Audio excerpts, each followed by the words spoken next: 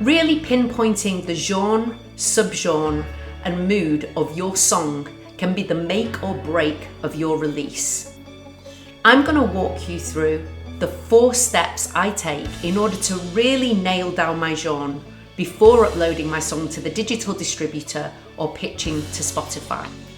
I'm Sharonewatkins, and I'm a recording artist that achieved hundreds of thousands of views and streams in the first year of releasing my music. How did I do that? I'm also a global marketer and I have an MBA, and I'm going to show you how I use that to make my music as successful as possible. If you're an independent artist with a limited amount of time to spend on the business aspect of your music, then you're going to want to subscribe and stick around so you don't miss out. Let's talk about genre. I truly believe that getting your genre right and the research and effort you put into that is the best time you can spend on your music before you launch it. Let's think about it for a minute. The information that you give radio stations, DSPs, media outlets about the genre of your music is the only information that they have to go on as to who to serve that music to. If they serve it to the right people and people start liking, adding it to playlists, or even following you, all of those things drive the algorithm and help your music to be played more. If you get it wrong, however, then people can end up skipping your music, removing it from playlists, or even worse, choosing it as one of the songs they don't want to hear on a playlist, which obviously has the adverse effect on the algorithm. Today, I'm going to spend some time walking you through the 4 steps that I take in pinning down my genre, my subgenre, and the mood for my music before I upload it to my digital distributor and also before I pitch to Spotify. Number 1, pin down your reference tracks. These are the existing tracks that are already out there that are either similar or similar in genre, or that would sit really well on a playlist next to the song that you're releasing. For this step, I like to get the input of family, friends, and fans before I launch a song. You might be asking, isn't it a bit dangerous sharing my song with fans before I release? Actually, I find this a really good way to build engagement with fans and bring them on my journey. Also, with 100,000 songs being uploaded to Spotify every day, your problem isn't keeping your song secret and private, it's getting people to listen to it and take an interest in it. On my latest release, I shared when we were together with some of my fans, and one of my fans came straight back and nailed it as very similar in genre to Brandi Carlile's The Story. That was so golden for me in my genre research, and it's really played a big part in me being successful in pinning that down. Number 2, use your reference tracks to pin down your genre.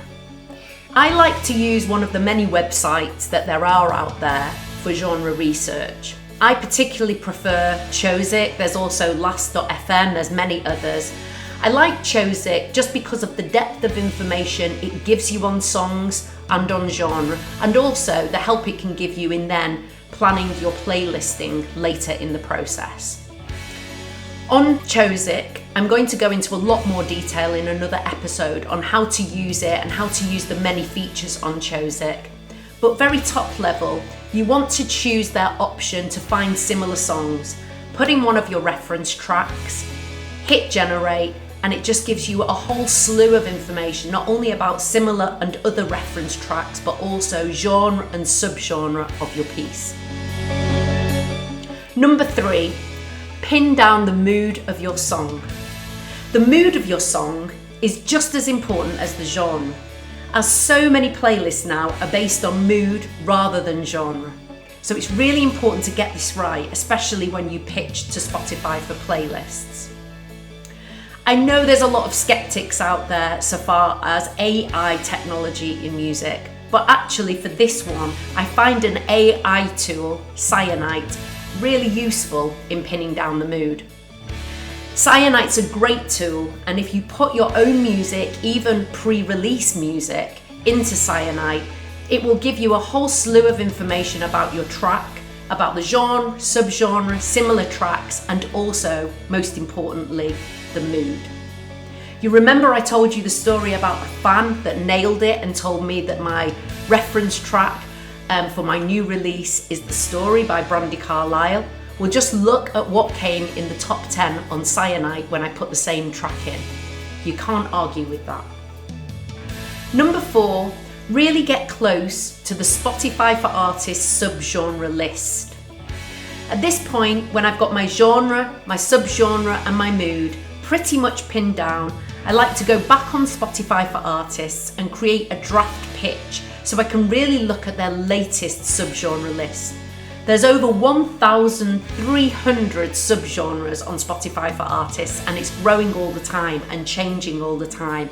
So it's really important that you're really pinning down your music into the most current subgenre list. I then like to go on my listeners profile on Spotify and really listen to the playlists that are associated with the genre I've chosen and also the mood I've chosen to really finalize and hone where it sits and make sure that it sits there well with the other songs.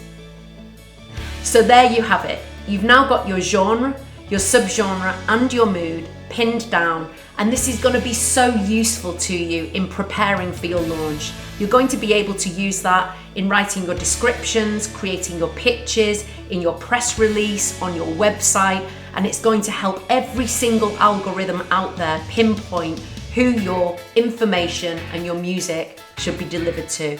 The most valuable piece of work that you can possibly have done for your launch. I'm gonna, in another episode, cover how you can use all of that to now create the tools that you need for launching your music. But for today, if you're still struggling with genre, then maybe you can submit your music to me by email. I offer a submission-only marketing service to independent artists.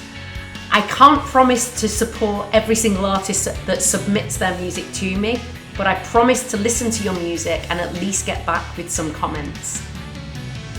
If you enjoyed today's episode, please subscribe and like so you don't miss out. I'm Sharonewatkins. Keep on creating.